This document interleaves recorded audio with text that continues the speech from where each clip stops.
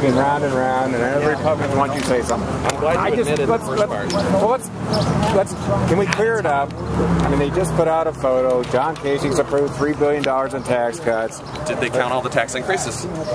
Probably not, but they just put Ed FitzGerald. Well, we do.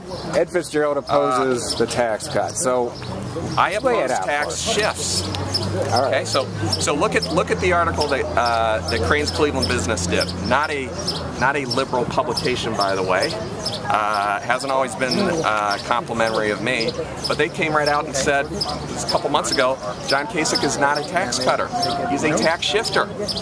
So if you're somebody that is cash rich and you're making a lot of income, you may have gotten a tax cut. You probably did. If you're somebody that's a working person, if you're somebody that was counting on a homestead exemption that you didn't get, if you're somebody who didn't make a lot of income but you still pay sales taxes, if you're somebody who owns property and is trying to stay in their own home but their property taxes went up because local government fund got cut by 50% and your local school district also had to increase taxes, you didn't get a tax cut. I get all that, but what would you do? Do you know how much property taxes have gone up in terms of, here's a great number that I think has been underreported. If you look at the share of educational expenses that are now being picked up by property owners, whether they're residential or business or farmers, it's gone from being in the 40s to being in the 60s. Look, all I can tell you, and I know we have been around, and I'm sure you'll ask me this throughout the rest of the year, is I do not say that these programs can only be funded by a tax increase. I'm not running on a platform to increase taxes. That may frustrate the Republicans because they want to put me in that box. But the fact is, when I ran for mayor of my city, I had a number of initiatives. I said, these are my priorities. I'm going to try to fund them through my budget, and I'm going to try to pay for them by making government more efficient, and I did it.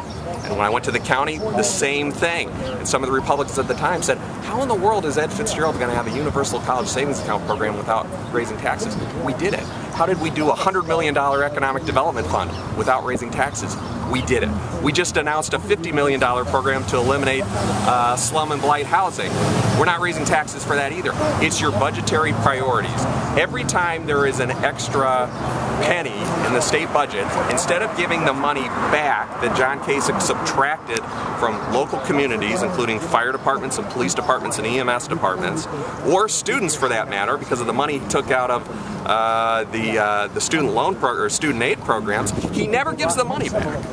He never gives the money back. And all I'm saying is that my budgetary priority is going to be to return and restore some of that money. And now, I fully concede that we may not be able to do all of this in year one, but in a 4-year term, I think we can do it. And every time you see me sit down and negotiate with this legislature, and every time you see me submit a budget, it's going to be according to those principles. When you talk about